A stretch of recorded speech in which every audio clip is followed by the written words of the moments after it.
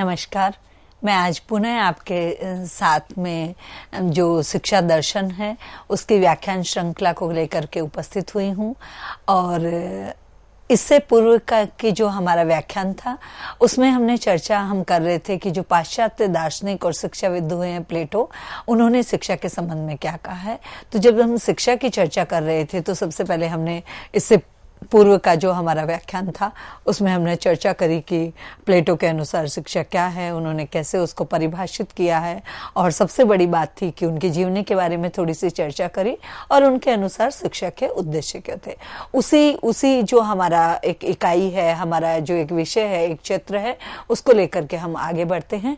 और अब हम जो ये हमारा व्याख्यान श्रृंखला है इसमें हम चर्चा करेंगे कि जो शिक्षा है उस शिक्षा को जब प्लेटो बात करते हैं शिक्षा की और शिक्षा के अंतर्गत, तो उन्होंने वहां पर शिक्षा के उद्देश्यों के बाद में कहा है कि शिक्षा का जो आधारशिला है वो सामाजिक वर्गों के आधार पर शिक्षा को उन्होंने अलग अलग किया है।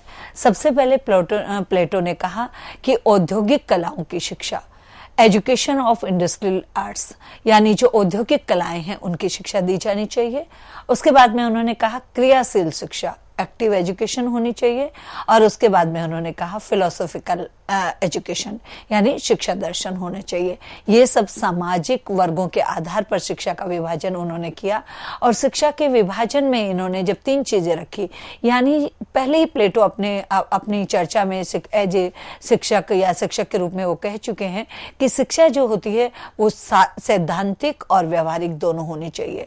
यानी शिक्षा में आपका जो है वो कथनी और करनी में अंतर नहीं होनी चाहिए। तो औद्योगिक कलाओं की, क्योंकि देखिए शिक्षा जो है वो ज्ञान की प्राप्ति है, लेकिन ज्ञान की प्राप्ति के साथ साथ वो जो जीवन जीने की कला है या फिर उद्योग है या आजीविका का संसाधन भी है, इसलिए औद्योगिक कलाओं की शिक्षा दी जानी चाहिए। क्रियाशील शिक्षा ऐसे नहीं होनी चाहिए कि जिससे केवल कोई जो व्यक्ति है उसका बौद्धिक विकास हो। क्रियाशील शिक्षा एक्टिव होनी चाहिए, यानी शिक्षा एक व्यक्ति से दूसरे व्यक्ति तक, दूसरे से तीसरे तक, और ऐसे उसका विस्तार और विकास होना चाहिए। तो एक्टिव एजुकेशन की बात करिए। फिलोसॉफिकल एजुकेशन, दार्शनिक शिक्षा होनी चाहिए। हम भारतीय संस्कृति में हैं और जो प्लेटो हैं वो भी पाश्चात्य दार्शनिक विचारक रहे हैं, उनका भी एक पाश्चात्य दर्शन रहा है। तो दर्शन के बिना शिक्षा अधूरी है और शिक्षा के बिना दर्शन, इसलिए प्लेटो ने दार्शनिक शिक्षा की भी चर्चा की है। अब किस प्रकार से ये जो सामाजिक आधार पर शिक्षा की बात करी है और तीन चीजें उन्होंने की है, कहा है कि औद्योगिक होनी चाहिए, क्रियात्मक होनी चाहिए और आपकी दार्शनिक होनी चाहिए। उसका पाठ्यक्रम क्या होगा कि हम उसको सही अर्थों में उसको समझ पाए, उसको जान पाए। पाठ्यक्रम, कैरिकुलम जो है वो प्लेटो के अनुसार पाठ्यक्रम के सिद्धांत क्या क्या थे। सबसे पहले सिद्धांतों की जब प्लेटो के पाठ्यक्रम की बात करेंगे हम, तो हमें ये जान लेना आवश्यक है कि समान बालक समान शिक्षण का अधिकार, यानी बालक समान शिक्षण का। देखिए बहुत बड़ी बात है, आपको बहुत ही सरल सा ये वाक्य जो मैंने अभी भी बोला वो लग रहा होगा कि समान बालक समान शिक्षण का सिद्धांत। कहने का तात्पर्य ये है कि आज की जो हमारी शिक्षा प्रणाली है उसमें हमारे पास बालक समान से मतलब कोई हाइट, हेल्थ और वेट और फीचर्स वो सब समान बालक नहीं है, और या कोई आर्थिक सामाजिक स्तर की बात नहीं करी गई। समान बालक का मतलब यहाँ पर है कि उसकी जो योग्यता है, उसकी जो बुद्धि लब्धि है वो समान हो। तो समान बुद्धि लब्धि वाले बालकों को समान शिक्षण दिया जाना चाहिए। दूसरी उन्होंने बात कही योग्यता एवं अभियोग्यता का सिद्धांत, यानी योग्यता समान, आपने बुद्धि लब्धि देख ली, उस बुद्धि लब्धि के साथ साथ योग्यता को भी प्लेटो ने जोड़ दिया है कि योग्यता एवं अभियोग्यता के सिद्धांत पर शिक्षा दी जानी चाहिए। और आवश्यकता का सिद्धांत, समान बालक भी हो सकता है, समान शिक्षण दे देंगे, योग्यता भी हो सकती है, लेकिन आवश्यकता का मतलब है कि अनिवार्यता, जिस आयु में, जिस वर्ग में या जिस समय जो आवश्यकता है वो शिक्षा दी जानी चाहिए। तो आवश्यकता के सिद्धांत को भी सर्वोपरि रखा गया है। अब जब हम पाठ्यक्रम की बात कर रहे हैं, पाठ्यक्रम की चर्चा कर रहे हैं, तो वहां पे जरूरी हो जाता है ये जान लेना कि शिक्षा के स्तर कौन कौन से हैं और कौन से स्तर पर कौन सी शिक्षा दी जाती है। तो जब प्लेटो ने शिक्षा के पाठ्यक्रम की संरचना करी, तो उन्होंने सबसे पहले शिक्षा के जो स्तर है उनको विभाजित किया और उस विभाजन के बाद में उन्होंने पाठ्यक्रम किया। विभाजन में उन्होंने देखिए कुल मिलाकर के ये 7 शिक्षा के 7 विभाजन किए, यानी 7 स्तरों पर शिक्षा दी जानी चाहिए। सबसे पहले उन्होंने कहा शैशव काल, उसके बाद में नर्सरी शिक्षा, फिर प्रारंभिक शिक्षा, फिर माध्यमिक शिक्षा, फिर जिम्नास्टिक शिक्षा, फिर उच्च शिक्षा और फिर उच्चतम शिक्षा। इस प्रकार से प्लेटो ने शिक्षा के स्तर जो, यानी जो हमारी शिक्षा की व्यवस्था है पठन पाठन की, मैं यहाँ पर औपचारिक शिक्षा की बात कर रही हूँ, अनौपचारिक की नहीं, औपचारिक शिक्षा को 7 स्तरों पर विभाजित कर दिया। यदि हम वर्तमान की बात करते हैं, नई शिक्षा नीति की बात करते हैं, तो हमारे यहाँ पर जो शिक्षा के स्तर हैं वो हमारा ये आ जाएगा कि प्राथमिक या प्रारंभिक शिक्षा, माध्यमिक शिक्षा, उच्च माध्यमिक शिक्षा, उच्च शिक्षा, ये हमारा, और उच्चतम शिक्षा ये आ जाएगा। अब यहाँ पे 2 चीजें जो और प्लेटो ने यहाँ पे जो 2 और एडिशन प्लेटो की तरफ से उस समय में हुए थे, वो है शैशव काल की शिक्षा और जिम्नास्टिक शिक्षा। तो ये पहले हमने जान लिया है कि प्लेटो के अनुसार शिक्षा के विद्यालय या विश्वविद्यालय स्तर कौन कौन से थे, और उन स्तरों के बाद में इन पर विस्तृत चर्चा करेंगे। पाठ्यक्रम, कैरिकुलम, प्लेटो के अनुसार शिक्षा का स्तर, सबसे पहले जो उन्होंने बात करी है वो करी है शैशव काल की शिक्षा, यानी शैशव काल की शिक्षा क्या थी और उसमें क्या था। शैशव काल की शिक्षा में पाठ्यक्रम में प्लेटो ने कहा है कि जन्म से लेकर 3 वर्ष तक स्वच्छ, स्वस्थ एवं प्रसन्नता पूर्वक वातावरण में शिशु का लालन पालन एवं पौष्टिक आहार की व्यवस्था प्लेटो के अनुसार होनी चाहिए।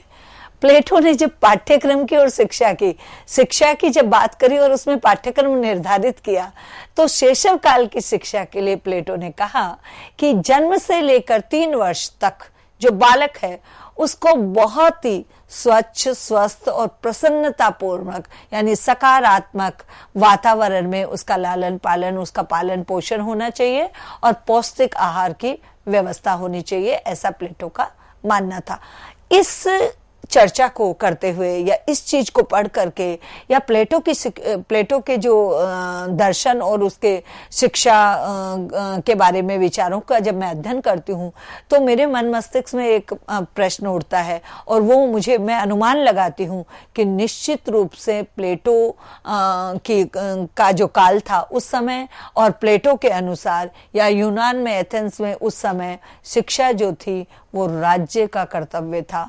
इसीलिए ये कहा जा रहा है कि जन्म से लेकर 3 वर्ष तक स्वच्छ, स्वस्थ, प्रसन्नतापूर्ण वातावरण में शिशु का लालन पालन एवं पौष्टिक आहार की व्यवस्था प्लेटो के अनुसार होनी चाहिए। दूसरी अवस्था की जब बात करते हैं तो वहां पे हमने जब शैशव अवस्था की बात करी, शैशव अवस्था के बाद में आगे हम बढ़ते हैं और शैशव अवस्था के बाद में हमारा आ जाता है नर्सरी शिक्षा। नर्सरी शिक्षा में प्लेटो ने कहा है कि 4 वर्ष से 6 वर्ष तक इस अवस्था में बालक को खेलकूद और प्रेरणादायक कहानियां एवं सामान्य मनोरंजन की शिक्षा दी जानी चाहिए। जन्म से 3 वर्ष तक शैशव काल में पालन पोषण और उसको पौष्टिक आहार दिए जाना है, उसका स्वच्छ, स्वस्थ और प्रसन्नतापूर्वक वातावरण में। फिर नर्सरी शिक्षा जो है वो 4 से 6 वर्ष तक शुरू होगी। इस अवस्था में उसको खेलने कूदने दिया जाए और प्रेरणादायक कहानियां और सामान्य मनोरंजन की शिक्षा उसे दी जानी चाहिए। उसके बाद में जब शिक्षा के स्तर पे आगे बढ़े हैं प्लेटो, तो प्लेटो ने उसके बाद में बात करी है जहां पे प्रारंभिक और प्राथमिक शिक्षा जिसके हम बात करें, प्लेटो के अनुसार बालक बालिकाओं की शिक्षा अलग अलग होनी चाहिए। संवेगों के नियंत्रण के लिए पाठ्यक्रम में व्यायाम, खेलकूद, संगीत, धर्म, भाषा, साहित्य, गणित आदि विषयों को पढ़ाया जाना चाहिए। प्लेटो ने जब तीसरी शिक्षा के तीसरे स्तर की बात करी, प्रारंभिक शिक्षा की, तो उन्होंने कहा 6 से और 7 से 13 वर्ष की अवस्था, ये वो अवस्था है जब बालक और बालिकाओं की शारीरिक जो संरचना है उसमें हार्मोन्स में परिवर्तन आता है और उनके संवेगों में भी परिवर्तन आता है। तो संवेगों के नियंत्रण के लिए पाठ्यक्रम में व्यायाम, खेलकूद, संगीत, धर्म, भाषा, साहित्य, गणित आदि विषयों को पढ़ाया जाना चाहिए। और साथ ही साथ जो उनकी शिक्षा की व्यवस्था है वो शिक्षा की व्यवस्था अलग अलग की जानी चाहिए, एक समान शिक्षा नहीं दी जानी चाहिए, ऐसा प्लेटो का मानना था। अब हम आगे बढ़ते हैं और वहां माध्यमिक शिक्षा की बात करते हैं। माध्यमिक शिक्षा 13-14 वर्ष से लेकर 16 वर्ष की अवस्था तक ये सूक्ष्म एवं कठिन विषयों का अध्ययन जैसे वाद्य संगीत एवं गणित आदि। देखिए 13-14 वर्ष से लेकर 16-17 वर्ष तक की आयु जो होती है वो किशोर अवस्था की आयु होती है, युवा होने लगते हैं। शारीरिक जो शारीरिक हार्मोन्स में परिवर्तन आ जाता है, शरीर का विकास हो जाता है और बहुत सारे शारीरिक जो परिवर्तन होते हैं वो हो जाती हैं। जो बालिकाएं हैं उनमें मासिक चक्र शुरू हो जाता है, जो बालक हैं उनमें दाढ़ी मूछ आने लगती है और उस तरह की चीजें जो हैं वो परिवर्तन होती है। तो ये जो समय है, ये जो अवधि है वो सूक्ष्म एवं कठिन विषयों के अध्ययन का है। और क्योंकि ऐसे में आपको मन और मस्तिष्क ज्यादा चंचल हो जाता है, तो उस संवेग पर नियंत्रण के लिए वाद्य संगीत और गणित आदि विषयों को पढ़ाए जाने की चर्चा प्लेटो ने अपने पाठ्यक्रम में की है। उनकी संस्तुति में ये कहा गया है। अब आता है जिम्नास्टिक। जिम्नास्टिक जो शिक्षा है वो बेसिकली हम इसको जिम्नास्टिक और सैनिक शिक्षा कह सकते हैं। तो जिम्नास्टिक और सैनिक शिक्षा की अवधि 16-17 वर्ष से लेके 20-21 वर्ष की आयु में होती है, जो प्लेटो ने स्वीकार करी है कि ये वो अवधि है जहां पर व्यायाम, खेलकूद, घुड़सवारी, युद्ध कला, शस्त्र संचालन आदि की शिक्षा दी जानी चाहिए। यानी बालक जब 16-17 16-17 वर्ष का हो जाता है तो उसे 20-21 वर्ष के व्यायाम उसको यानी उसको शारीरिक जो क्षमता है उसकी वृद्धि के लिए और उसके लिए बल के लिए उसको व्यायाम, खेलकूद, विभिन्न जो खेल जिसमें उनकी रुचि हो वो, घुड़सवारी करवाना, युद्ध कला सिखाना, शस्त्र का संचालन करना आदि की शिक्षा दी जानी चाहिए। प्लेटो ने कहा कि जिम्नास्टिक और सैनिक शिक्षा शरीर एवं मन का प्रशिक्षण है, ऐसा प्लेटो का मानना था। और यह सत्य भी है कि जिम्नास्टिक और सैनिक शिक्षा जो है वो शरीर और मन का प्रशिक्षण है। इनका उद्देश्य सहनशीलता और साहस के गुणों में विकास करना है। या हमेशा कहा गया है कि जो खेल की भावना होती है, जैसे हम कहते हैं कि खेल को खेल की भावना से सीखना चाहिए, खेलना चाहिए, तो सहनशीलता और साहस के गुणों का विकास करना है।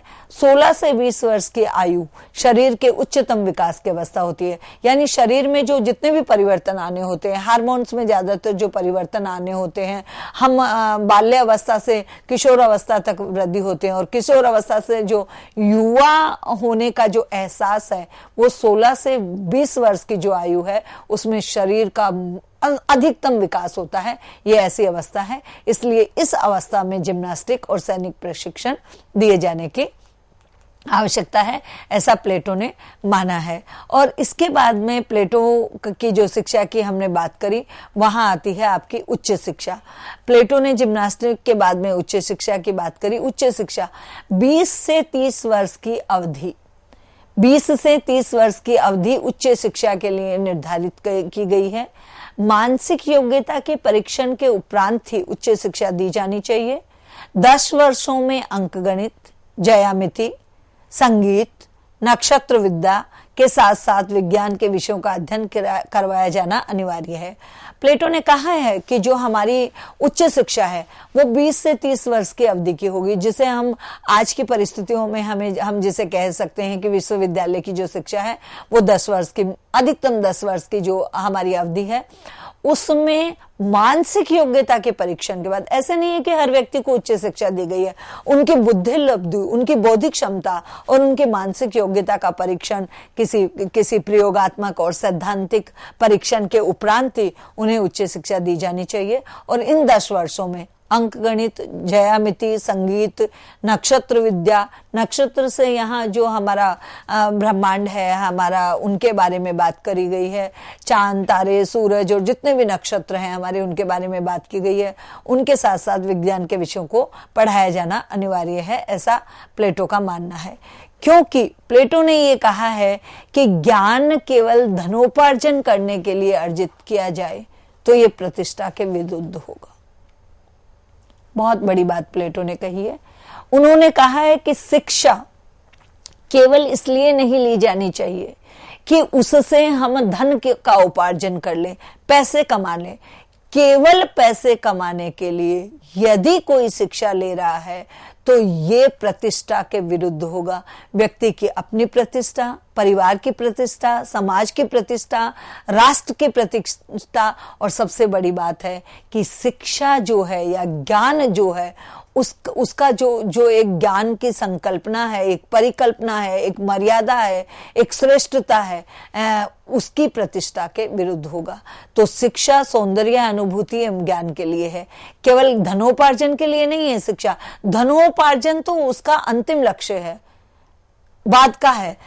प्राथमिक और प्रारंभिक और आवश्यक जो लक्ष्य है वो है सौंदर्य अनुभूति और ज्ञान के लिए शिक्षा ली जानी चाहिए। प्लेटो के अनुसार शिक्षा का स्तर की जब हम बात कर रहे हैं तो हमारा इतनी हमने चर्चा की। हमने सबसे पहले कहा शैशव काल, फिर कहा हमने नर्सरी, फिर प्रारंभिक, फिर माध्यमिक, फिर जिम्नास्टिक, और फिर उच्च शिक्षा, और अब उच्चतम शिक्षा की हम बात कर रहे हैं। उच्चतर शिक्षा को प्लेटो ने 3 भागों में विभाजित किया है। पहला भाग उन्होंने रखा 30 से 35 वर्ष की अवधि, जहां पर प्रशासकों के लिए, जिसमें दर्शन, मनोविज्ञान, राजनीति, न्याय और समाजशास्त्र का अध्ययन करा। प्रशासक यानी जिसे हम आज एडमिनिस्ट्रेशन कह रहे हैं, जिन्हें हम संचालक कह रहे हैं, उन संचालकों को संचालक बनने के लिए, या मैं कहूंगी कि नेतृत्व के लिए, नेतृत्व करने के लिए किसी भी समाज का, किसी भी क्षेत्र में, किसी भी उद्योग में, किसी भी कार्य में, यदि जब हम नेतृत्व की बात करते हैं तो वो जो अवधि है नेतृत्व क्षमता विकसित करने की या उससे संबंधित ज्ञान प्राप्त करने की, वो 30 से 35 वर्ष की है प्लेटो के अनुसार, और जिसमें दर्शन का गहन अध्ययन होना चाहिए, मनोविज्ञान की पढ़ाई होनी चाहिए, राजनीति शास्त्र, न्याय, समाजशास्त्र का अध्ययन भी किया जाना चाहिए। तो ये जब बात प्लेटो कर रहे हैं उच्चतर शिक्षा के 3 भागों में, तो ये पहला भाग था। उसके बाद में जो आगे हम बढ़ते हैं, तो आगे बढ़ने में हमारा अगला आता है दूसरी जो हमारी स्थिति की बात कर रहे हैं, वो 30 से 35 वर्ष में जब कि में हमने ये सारे विषय हमारे पढ़ाए गए हैं। फिर आता है 35 से 50 वर्ष तक की अवधि में। 35 से 50 वर्ष की अवधि में जो नागरिक है वो राज्य की सेवा शासक के रूप में करेंगे, यानी उनको तब वो उनमें नेतृत्व क्षमता का विकास हो जाएगा, एडमिनिस्ट्रेशन उनमें आ जाएगा, और प्रबंधकों की भूमिका में वो अच्छी तरह से परिपक्व हो जाएंगे। उस अवस्था में 33 से 50 वर्ष तक की अवधि में नागरिक राज्य की सेवा शासक के रूप में करेंगे, यानी तब उन्हें कोई पद दे करके और उन्हें नेतृत्व के लिए, राज्य की सेवा के लिए शासक के रूप में, प्रशासक के रूप में उन्हें नियुक्त किया जाना चाहिए। और वहां पर न्याय, राजनीति, समाजशास्त्र के व्यवहारिक एवं गूढ़ ज्ञान को पाठ्यक्रम में सम्मिलित किया गया है, यानी जो पहले से उस राज्य की सेवा में लगे हुए शासक हैं, वो 30 से 35 वर्ष की आयु में आने वाले जो नए विद्यार्थी हैं, ज्ञान पिपासु हैं, उनको व्यवहारिक और गूढ़ ज्ञान दिया जाएगा। फिर आता है 50 वर्ष के बाद की अवधि। 50 वर्ष के बाद की अवधि जो होती है वो शासन के भार से मुक्त होकर के चिंतन। अभी वर्तमान में देखिए 58 और 60, 58 और 60 वर्ष के आयु में जो है वो सभी सेवाओं से मुक्त कर दिया जाता है, यानी रिटायरमेंट की अवधि वो होती है। यानी अब आप जितने भी दायित्व आपको सरकारी और गैर सरकारी संस्थाओं में जहां भी आप कार्यरत हैं, वहां से आपको जो कर्तव्य और जो दायित्व निभाने थे उनसे मुक्त होकर के, और उस समय प्लेटो ने कहा कि 50 वर्ष के बाद व्यक्ति शासन के भार से मुक्त होकर के, शासन का मतलब यहाँ है नौकरी है, नौकरी के भार से मुक्त होकर के चिंतन, मनन, ध्यान, योग में अपना जीवन व्यतीत करेगा और आध्यात्म शास्त्र, तर्क शास्त्र, पारलौकिक ज्ञान का अध्ययन किया जाएगा। तो ये जो प्लेटो ने बात करी शिक्षा के पाठ्यक्रम की, मैंने आपको चरण बताए 7: शैशव काल, नर्सरी, प्रारंभिक, माध्यमिक, जिम्नास्टिक, उच्च और उच्चतर शिक्षा। और उनमें कौन कौन से विषय पढ़ाए जाने चाहिए। ये तो पाठ्यक्रम हो गया। अब पाठ्यक्रम को पढ़ाने के लिए टीचिंग मैथोलॉजी यानी मेथड्स ऑफ टीचिंग और शिक्षण विधियों की भी चर्चा प्लेटो के अनुसार कर लेते हैं। प्लेटो ने कहा है, सबसे पहले उन्होंने कहा वाद विवाद विधि। वाद विवाद विधि का मतलब यहां पर है तर्क, और वाद विवाद और तर्क विधि का मतलब है कि कोई भी विषय यदि पढ़ाया जा रहा है तो उस पर विस्तृत चर्चा होनी चाहिए। वाद विवाद का मतलब कोई लड़ाई झगड़ा नहीं है, कोई आर्ग्यूमेंट नहीं है। वाद विवाद का मतलब है कि उसे उसके प्लस माइनस, उसके अच्छाई बुराई सारी चीजों को लेकर के, किंतु परंतु को लेकर के, और आपस में डिस्कशन मेथड, डिस्कशन के बाद में, विचार विमर्श के बाद में, विचार विश्लेषण करते हुए, बाद में नहीं करते हुए किसी भी विषय को पढ़ाया जाए। दूसरी आती है प्रश्नोत्तर विधि। प्रश्न उत्तर के माध्यम से विद्यार्थियों को ज्ञान प्रदान किया जाए। उसके बाद में आता है वार्तालाप विधि, आपसी चर्चा के द्वारा ज्ञान दिया और लिया जाए। फिर आता है प्रयोगात्मक विधि, एक्सपेरिमेंट के द्वारा, एक्सपेरिमेंट करके ज्ञान को अर्जन किया जा सकता है और ज्ञान को दिया जा सकता है। और उसके बाद में आता है स्वाध्याय विधि, स्वयं पढ़ करके, यानी जो सेल्फ स्टडी जिसे हम कहते हैं वो हो और प्रैक्टिकल हो। तो इस प्रकार से शिक्षण विधियों में जो प्लेटो हैं उन्होंने कहा है कि वाद विवाद, प्रश्नोत्तर, वार्तालाप, प्रयोगात्मक और स्वाध्याय, discussion method, question answer method, and उसके बाद में आपका आ गया इंटरेक्शन मेथड, उसके बाद में आ गया आपका प्रैक्टिकल मेथड, एंड देन आ गया आपका सेल्फ स्टडी। इस प्रकार से उन्होंने 5 मुख्य जो विधियां हैं उनकी बात करी है। अब हम चर्चा कर लेते हैं कि प्लेटो के अनुसार विद्यालय कैसा होना चाहिए था। देखिए, जब हम ईश्वर से पूर्व की बात कर रहे हैं तो विद्यालय की जो एक औपचारिक संरचना है वो हर जगह नहीं है। तो प्लेटो ने जब विद्यालय की बात करी तो प्लेटो के विद्यालय जो थे, विद्यालय व्यवस्था थी, उसमें प्लेटो का अपने गुरु सुकरात से मतभेद था, क्योंकि सुकरात का ये मानना था कि शिक्षा जो है वो गली मोहल्ले सड़कों पर घूमते हुए जो भी मिल जाए उसे शिक्षित कर दो। यानी ज्ञान के प्रचार और प्रसार के लिए, ज्ञान को देने के लिए आवश्यक नहीं है कि कोई एक निश्चित और निर्धारित एक स्थान हो, एक एकेडमी हो, ऐसा सुकरात मानते थे। लेकिन प्लेटो जो थे वो विद्यालय के पक्षधर थे। उन्होंने माना कि विद्यालय होना चाहिए, एक ऐसा स्थान होना चाहिए जहां ज्ञान का आदान प्रदान हो, और वो इस मामले में ज्ञान के आदान प्रदान के लिए एक विद्यालय की वो बात करते थे कि विद्यालय जो है वो एक निश्चित स्थान पर होना चाहिए। जैसा कि मैंने अभी आपसे चर्चा की कि सुकरात सड़कों और गलियों में घूम घूम कर बालकों को शिक्षित करने के पक्षधर थे, लेकिन प्लेटो एक स्थान पर शिक्षा का केंद्र बनाकर शिक्षा देना चाहते थे। प्लेटो की शिक्षा एकेडमिक भारतीय गुरुकुल और आश्रम के समान थी।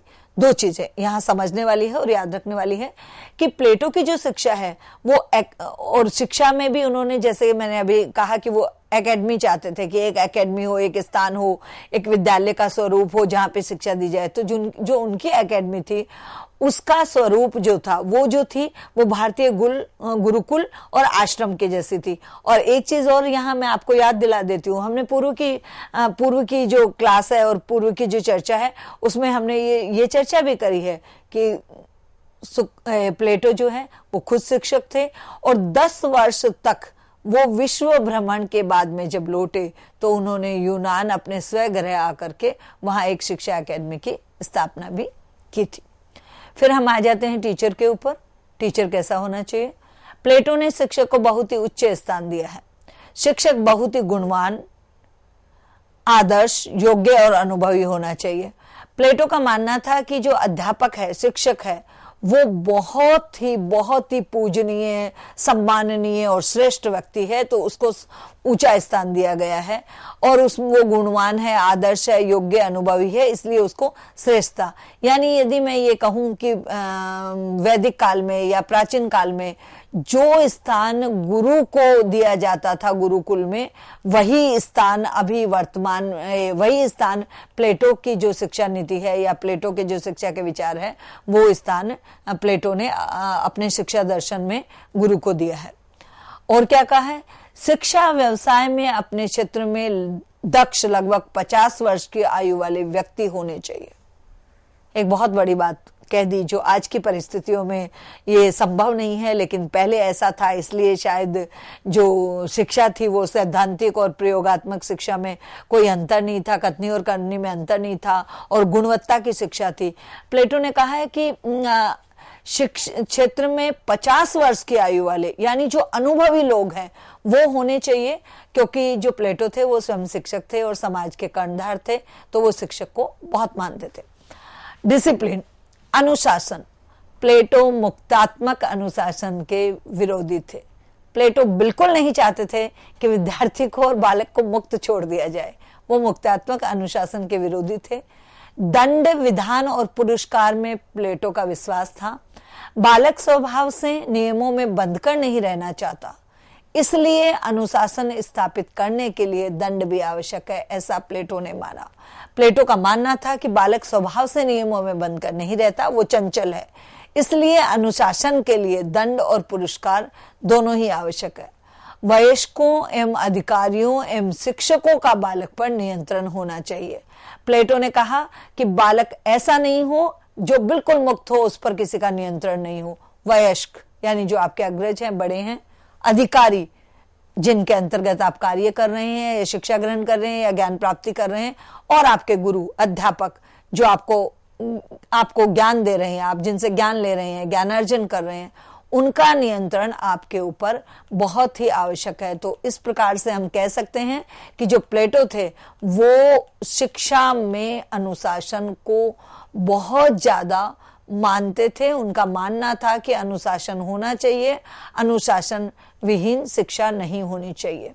और इस प्रकार से प्लेटो ने जो है वो पाश्चात्य, जो उनका दर्शन था और पाश्चात्य शिक्षा थी, उसमें प्लेटो ने अपनी शिक्षा को इस प्रकार से समाज के सामने लेके आए, और भारतीय परिस्थितियों में भी आज भी जो प्लेटो की शिक्षा है उसको माना गया है। अब ये जो आज का जो हमारा एक व्याख्यान श्रृंखला थी, इसमें मैं एक पुनरावृत्ति के रूप में आपके साथ चर्चा कर रही हूँ, और आशा करती हूँ कि आप इसको आत्मसात कर रहे हैं, आप इसको समझ पा रहे हैं, आपके जो कॉन्सेप्ट है, आपके प्रत्यय हैं, जो आपके विचार हैं, और आपके अंदर जो द्वंद्व है वो क्लियर हो रहा है। पाश्चात्य जो विचारक हैं, थिंकर्स हैं, उनमें प्लेटो की हमने बात करी। प्लेटो जो है यूनान के थे, उनके गुरु सुकरात हुए हैं, और प्लेटो ने अपने शिक्षा के उद्देश्य जो दिए हैं उनमें उन्होंने एक बहुत बड़ी बात कही है, और बहुत बड़ी बात में उनका कहना था कि शिक्षा के जो सिद्धांत है वो ऐसे होने चाहिए कि सैद्धांतिक और व्यवहारिक ज्ञान में समरूपता होनी चाहिए। उसके बाद में उन्होंने पाठ्यक्रम की बात करी, और पाठ्यक्रम का निर्धारण करने के लिए उन्होंने जो विद्यालय का शैक्षिक स्तर है उसको 7 भागों में विभाजित किया। 7 भागों में उन्होंने सबसे पहले शैशव काल रखा, जिसमें जन्म से 3 वर्ष की आयु, नर्सरी काल 3 से 6 वर्ष की आयु, प्रारंभिक शिक्षा, उसके बाद में उन्होंने 6 से 9 वर्ष की आयु, 6 से 9 वर्ष की आयु, उसके बाद में माध्यमिक शिक्षा उन्होंने रखी, और माध्यमिक शिक्षा उन्होंने 13 वर्ष तक की माध्यमिक शिक्षा उन्होंने 16 वर्ष तक रखी, और 16 से 20 वर्ष की जो उनकी शिक्षा थी वो उच्च शिक्षा रही, और उच्चतर शिक्षा उन्होंने बाद में 3 भागों में विभाजित करी, जिसमें 20 से 30 और 30 से 35 और 50 वर्ष की आयु के बाद की उन्होंने बात करी। उसके बाद में उन्होंने अध्यापक के लिए कहा कि अध्यापक जो है वो गुरु है, तो अध्यापक को एक आदर्श वाला होना चाहिए और उसका महत्व होना चाहिए, और उसको एक उच्च स्थान मिलना चाहिए। जब विद्यालय की बात है तो विद्यालय एक स्थान पर होना चाहिए। और अंत में जो प्लेटो है उन्होंने कहा कि अनुशासन बहुत ही अनिवार्य है, क्योंकि बालक जो है वो स्वभाव से चंचल है, आत्म अनुशासित नहीं है, वो स्वयं संवेगों पर रोक नहीं लगा पाता है, इसलिए अनुशासन होना चाहिए। और शिक्षा में जो है वो दंड और पुरस्कार का विधान होना चाहिए, क्योंकि दंड और विधान के बिना जो संवेगों पर नियंत्रण है वो नहीं लगेगा। और ऐसे में उन्होंने कहा कि जो वयस्क हैं, अधिकारी हैं और जो शिक्षक हैं, उनका विद्यार्थियों पर नियंत्रण होना चाहिए, अनुशासन बना रहना चाहिए। तो आज की जो हमारी ये व्याख्यान श्रृंखला थी उसको प्लेटो के जो analytical study of major thinkers में प्लेटो को हमने डिस्कस किया और प्लेटो की शिक्षा नीति, प्लेटो के का दर्शन के बारे में हमने विचार किया। और अगला जो हमारा ये व्याख्यान श्रृंखला होगी उसमें हम हमारे दूसरे जो पाश्चात्य विचारक है रूसो, उस पर विस्तृत चर्चा करेंगे। इसी के साथ मैं प्रोफेसर डॉक्टर सरोज व्यास अपनी वाणी को विराम देती हूँ। धन्यवाद।